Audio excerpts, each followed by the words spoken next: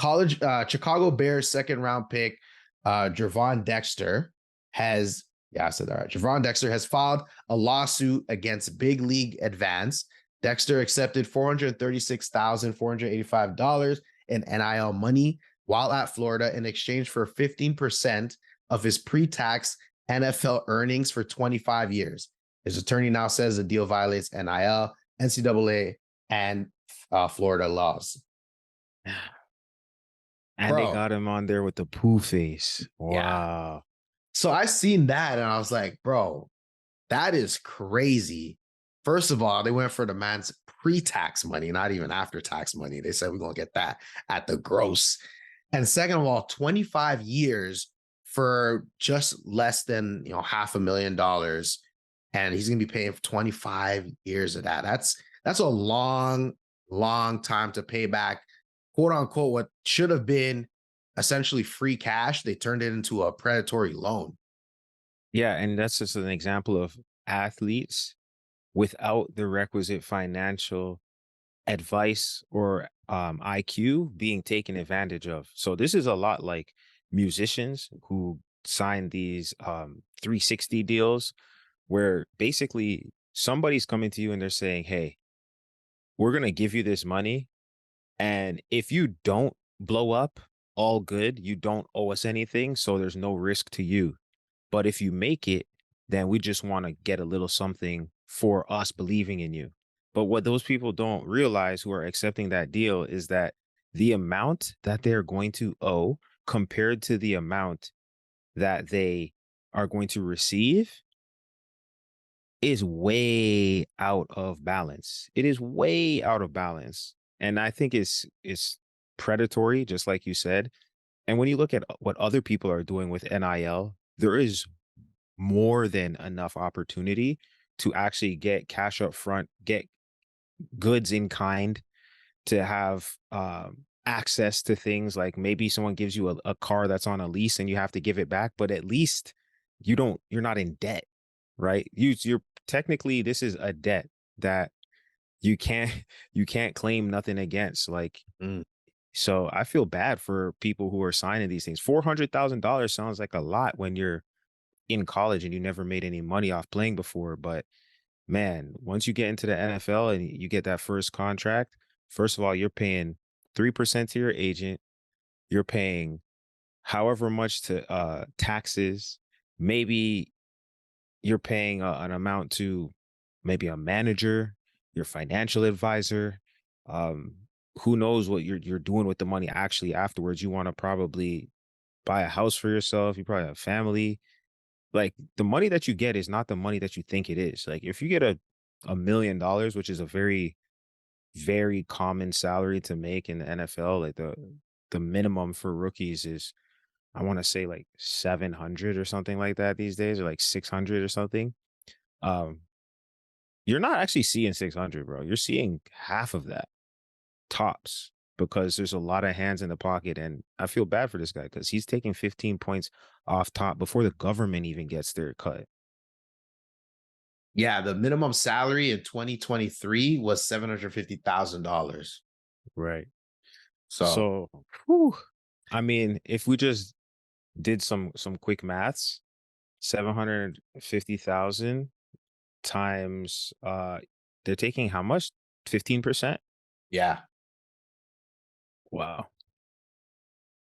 So that 750,000 quickly turns into 637,500. jeez, And that's that's before he 20. gets taxed. Yeah, So he's still going to get taxed on the gross amount because he's not a yeah, business. This is not a deductible expense for him. This is personal income.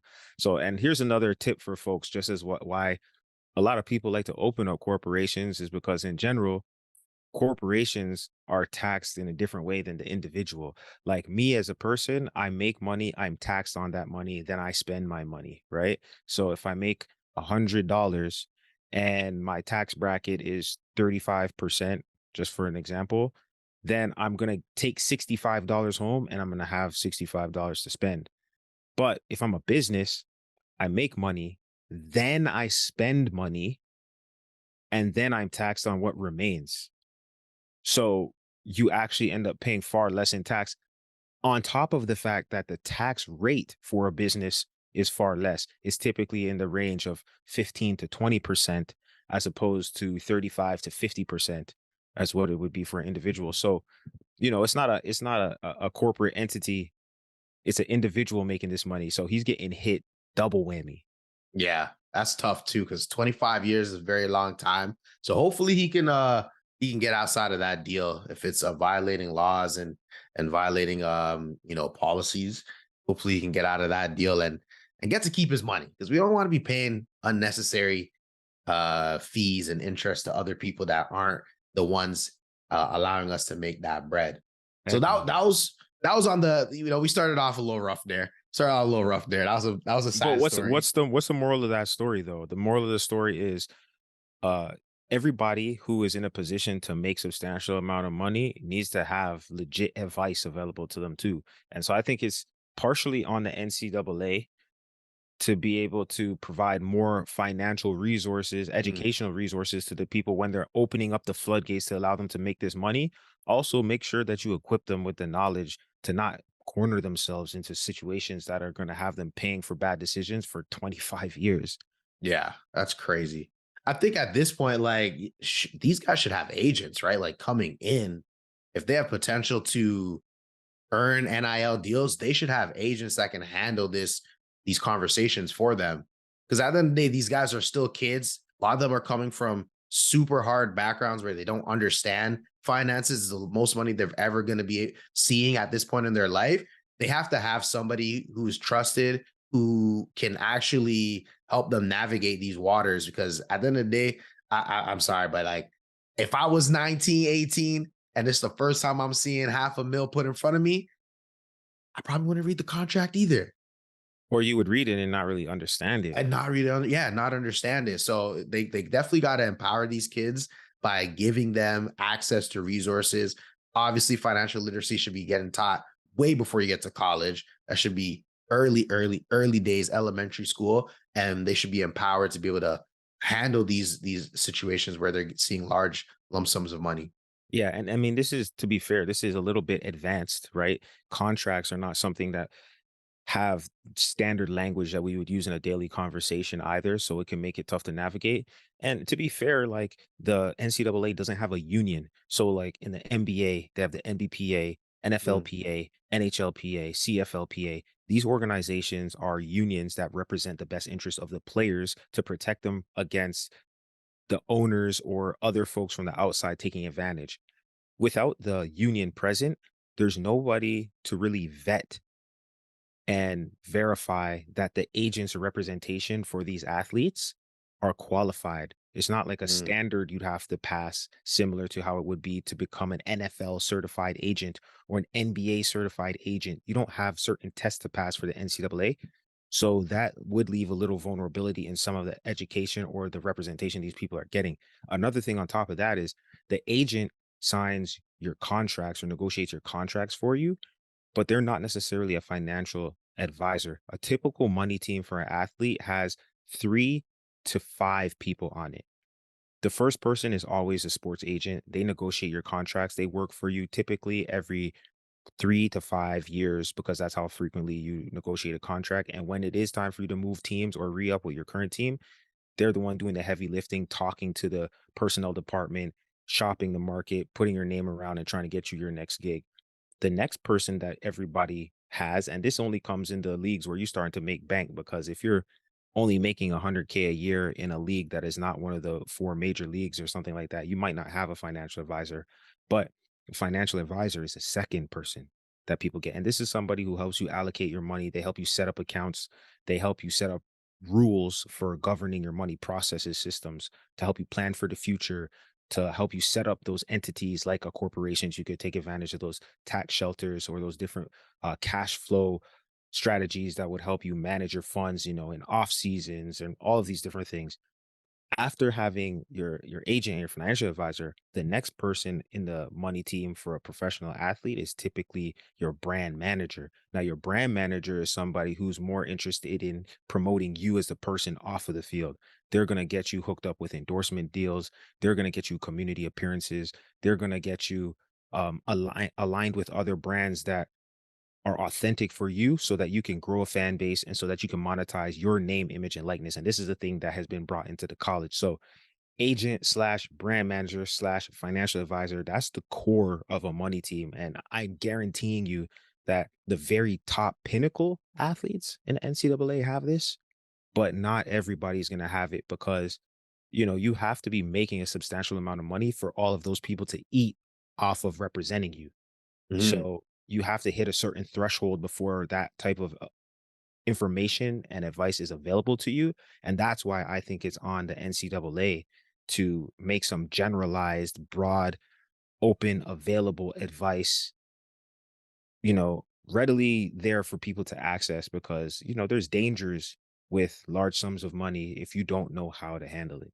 Yeah. And since we know the NCAA is very slow to move on a lot of different things, this might actually be a business opportunity for somebody to be that bridge, to be that to fill in that gap.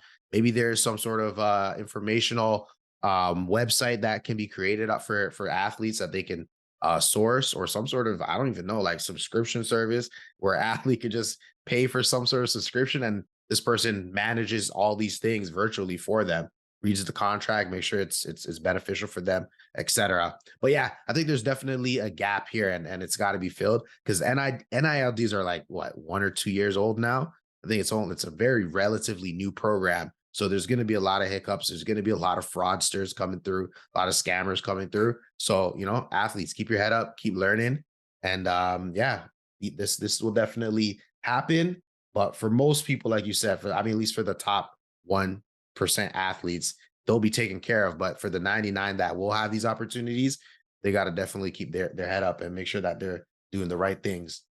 Yeah, and Um, a- and if last point, but yeah, if it's not the individual athletes, and I think the schools, the same way how they have academic advisors, should also have those financial and career advisors or mm, available on campus too. It just makes sense, right? Like these guys and girls are no longer amateur athletes; they're professional yeah, athletes now. They just happen to be in school. You look at the basketball team from LSU, those girls are making more money than any of us have seen, and they still got years to play. So, and they were actually making more money than the highest paid players in the WNBA. yeah.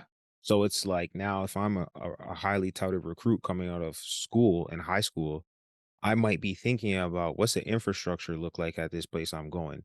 Mm, Do they actually have the resources for me to be set up with success, or are there people who came before me who got taken advantage of here because it's a wild west? So between collectives, between administrations at these schools, and between agents, building reputation and being able to show and prove that they can do well for this caliber of athlete at the collegiate level, I think there's a lot of room to grow. And the rules will change. It's early, but the rules will yeah. change and more regulations will come down to protect folks from this type of thing happening anymore, where you cash out 400K and you end up paying back millions over a lifetime of your career in the NFL. Wild.